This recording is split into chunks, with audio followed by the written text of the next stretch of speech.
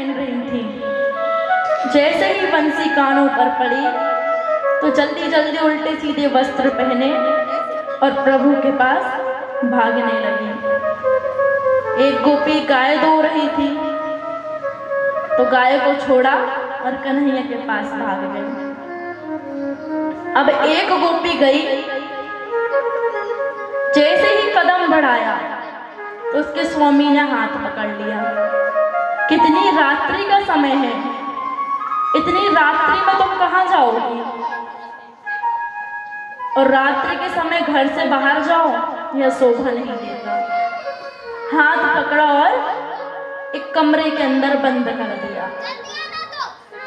अब गोपी मन में विचार करने लगी कि आज सभी कन्हैया से मिलेंगे और कन्हैया के साथ रास करेंगे और मैं कितनी अभागन हूं जो मेरे स्वामी ने मुझे यहाँ बंद कर दिया, प्रभु के दर्शन नहीं कर सकेंगे। और ऐसा विचार करने लगी। उसने ध्यान लगाया, आसन लगाकर बैठ गई और जैसे ही आसन लगाया तो प्रभु को अपनी आंखों के सामने देखा। प्रभु के दर्शन करने के बाद उसके प्राण आ गए बाहर और जैसे ही उसके प्राण आए तो वहां जाकर सबसे पहले भगवान के चरणों में समर्पित हुए। अब सभी गोपियां भागी भागी जाती हैं, कन्हैया से कहती हैं, कन्हैया तुमने हमें बुलाया है। और जिस गोपी को बंद कर दिया था कमरे में वो सबसे पहले गई, क्योंकि उसके मन के अंदर भगवान को पाने की लालसा थी। वो प्रभु के दर्शन करना चाहती थी। उसके बाद गोपियां जैसे ही पहुंची, गोपियों को प्रभु ने देखा और देखते ही प्रश्न क्या किया, स्वागतम स्वागतम, स्वागत करने लगे। और जैसे ही स्वागत किया तो गोपियों तो गदगद हो गई, बहुत प्रसन्न हो गई कि पहले तो बुलाया और अब स्वागत भी करते हैं।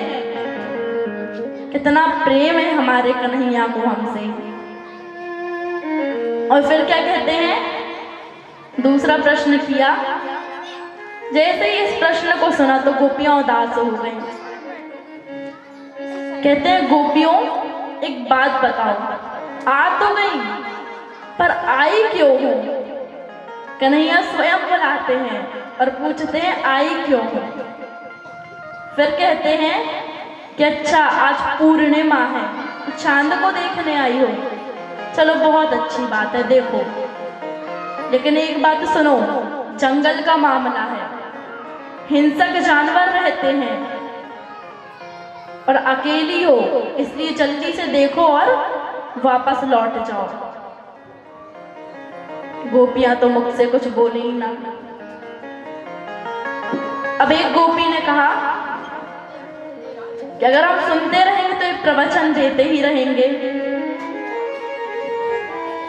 दूसरी गोपी अपने पैर के अंगूठे से रज पर खेलने लगी और सर नीचे कर कर कहती है, इन्हें जवाब देना तो बहुत आवश्यक है।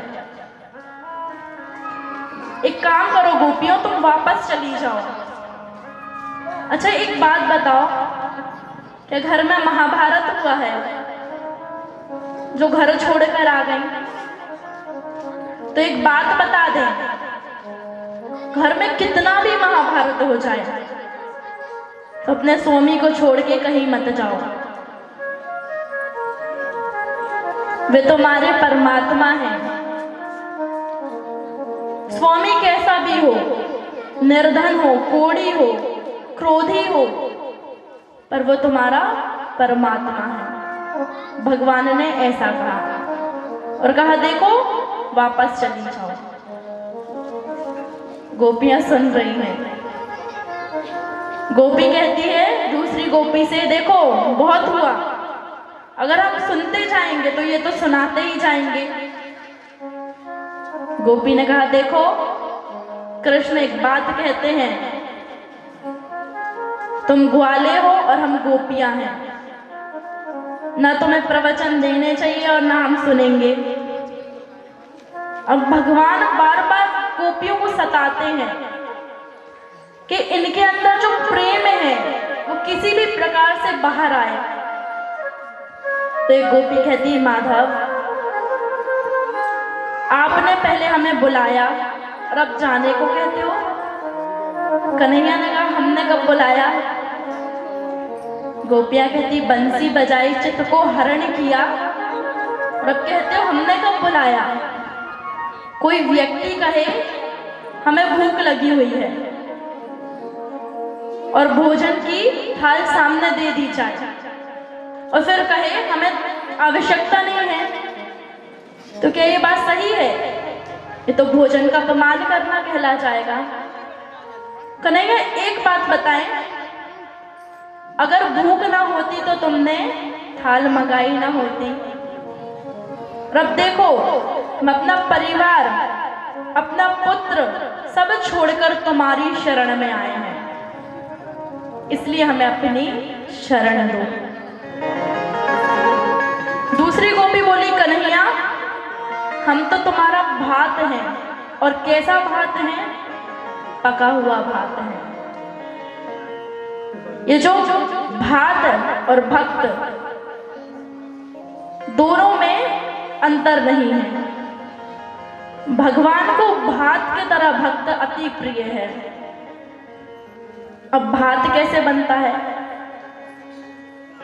अनेक मूसलें मारी जाती हैं पहले तो उसमें धान में, तो वह चावल बना, और चावल को जब बहुत खौलाया तो वो भात बन गया।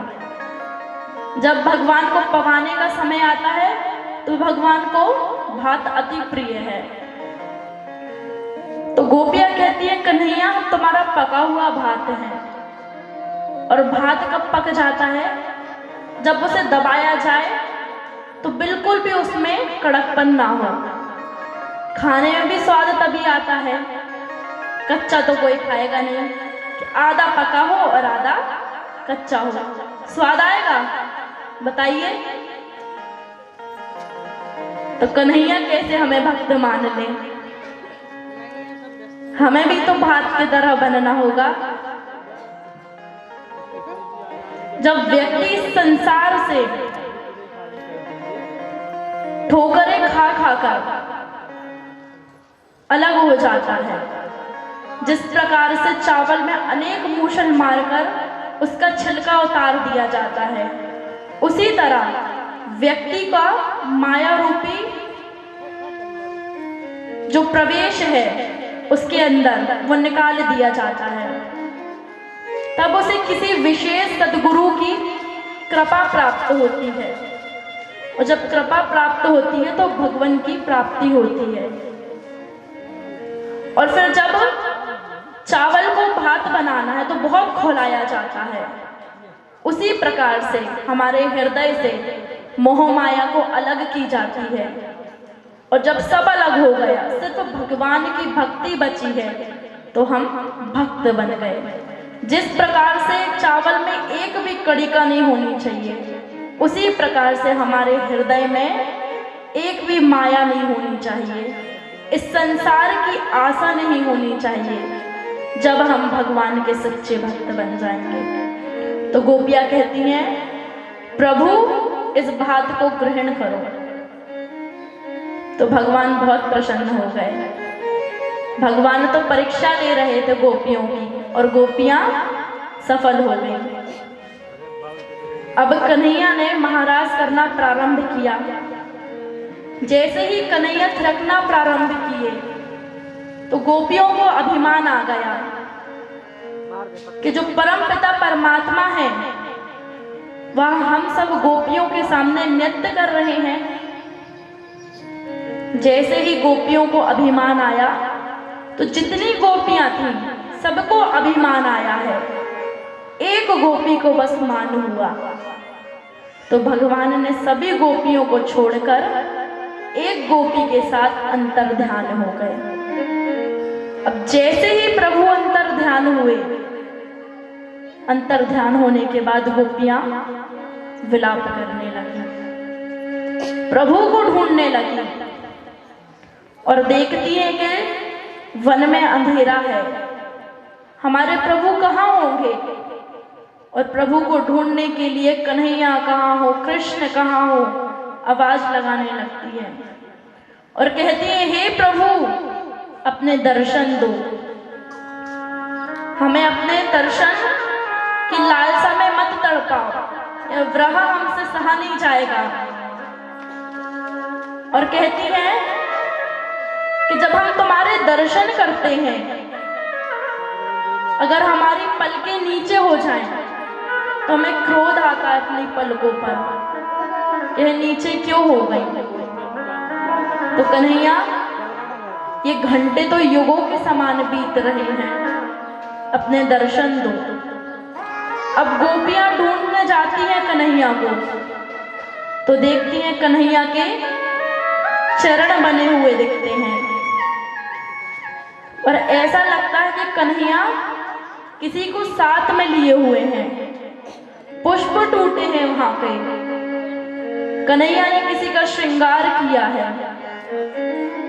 मन में अनेक तरह से विचार करने लगी और मन में जलन उत्पन्न हो गई कि हम सबको त्याग कर कन्हैया किसी दूसरी गोपी के साथ चले गए, या हम कन्हैया से प्रेम नहीं करते। जो कन्हैया एक ही गोपी को लेकर अंतर ध्यान हो गए और कन्हैया को ढूंढ रही हैं, कह रही कन्हैया ऐसे वन में आपके चरणों में अगर कांटा लग जाए तो हमारे हृदय में अत्यधिक पीड़ा होगी। ऐसे बोल बोल कर कन्हैया को ढूंढ रही है। अब जो भगवान के साथ एक गोपी थी, उस गोपी ने कहा कन्हैया अब हमसे नहीं चला जाएगा। और जैसे ही ऐसा कहा तो कन्हैया ने अपनी पीठ में बिठाने के लिए उनका हाथ पकड़ा और वहां जैसे ही पीठ में बैठने लगी तो कन्हैया अंतर ध्यान हो गए। और जैसे ही कन्हैया अंतर ध्यान हुए तो वहां भी विरह करने लगी और विरह करते करते कहती कन्हैया अगर दर्शन प्राप्त नहीं हुए तो अपने प्राणों को त्याग दूंगी, इस प्रकार से कहने लगी। और गोपियां आई और गोपियों ने देखा कि ये गोपी भी यही है और भगवान के लिए विलाप कर रही है। तब गोपियों की स्पृहा कम हुई, जलन कम हुई। सभी गोपियां यमुना जी के तट पर जाती हैं और यमुना जी के तट पर जाकर कहती हैं कन्हैया अगर अपने दर्शन नहीं दिए तो मैं अपने प्राणों को इस यमुना जल में त्याग दूंगी। इस प्रकार से सभी गोपियां कहती हैं और एक साथ विलाप करना प्रारंभ कर देती हैं। सभी गोपियां रोने लगती हैं, हे प्रभु हे माधव अगर आपके दर्शन प्राप्त नहीं हुए मैं अपने प्राणों को यहीं त्याग दूंगी, इस विरह में मत तड़पाओ। भगवान के लिए कैसी तड़प होनी चाहिए, जिस प्रकार से जल से मछली को निकाल दिया जाए तो वह जल के बिना जीवित नहीं रहती, अपने प्राणों को त्याग देती है, उसी प्रकार से भगवान के लिए तड़प होनी चाहिए।